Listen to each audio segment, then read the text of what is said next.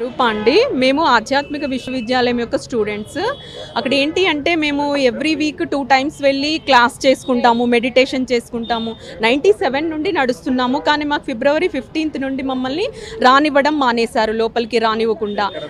ఎక్కడ అంటే బేగంపేట్ ఆధ్యాత్మిక విశ్వవిద్యాలయము, అది బేగంపేట ఎయిర్పోర్ట్ ఆపోజిట్లో ఉంది చూడండి.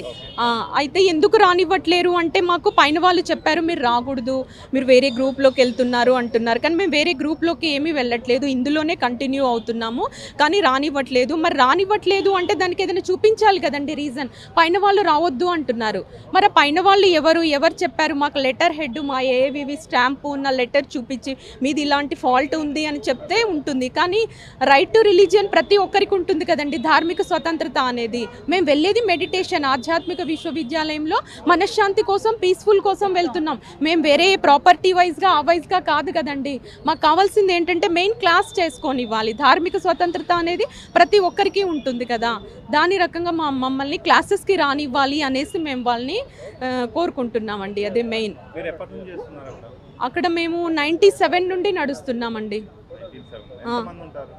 మేము అక్కడ 60 మెంబర్స్ వరకు ఉంటాం టోటల్గా. అందరూ ఉమెన్సే ఉంటారు ఎక్కువగా, మోస్ట్లీ అన్నయ్యలు కూడా ఉంటారు. కానీ వాళ్ళు సండే వస్తూ ఉంటారు.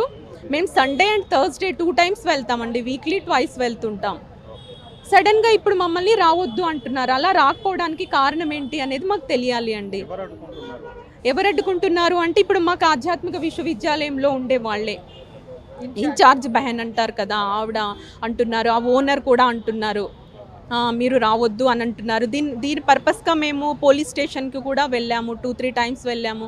అక్కడ వాళ్ళందరికీ లెటర్ సబ్మిట్ చేసి అన్నీ చేసాము. కానీ వాళ్ళు అంటున్నారు ఇది సివిల్ మ్యాటర్, మీరు డిసైడ్ చేసుకోవాలి అంటున్నారు. సో మీడియా త్రూ ఇలా వస్తే మా విషయం అనేది అందరికీ కూడా తెలిసిపోతుంది, దీనివల్ల మాకేమైనా న్యాయం జరుగుతుంది అన్న ఉద్దేశంతో వచ్చామండి.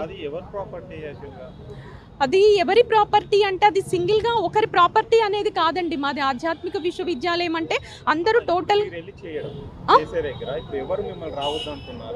వాళ్ళ ప్రాపర్టీ అండి. కాకపోతే దాన్ని ఏంటంటే ఒక ఆశ్రమం కింద లీజ్కి ఇచ్చారు అన్నట్టు. కానీ ఆవిడ కూడా రైట్ ఉండదు యాక్చువల్గా రావద్దు అని అనడానికి. 11 years 11 months రాసి ఇచ్చారు అప్పటి వరకు. కానీ తనదేమీ ఉండదు, అదైతే ఎవరైతే రన్ చేస్తున్నారో వాళ్ళకి ఉంటుంది అన్నట్టు. కానీ తనకి కూడా ఆ రైట్ అనేది లేదు. సో రైట్ టు రిలీజియన్ ప్రతి ఒక్కరికి ఉంటుంది కాబట్టి మా ధార్మిక స్వతంత్రత కోసం మేము ఈ రకంగా ఈరోజు మీడియా ముందుకు రావాల్సి వచ్చిందండి.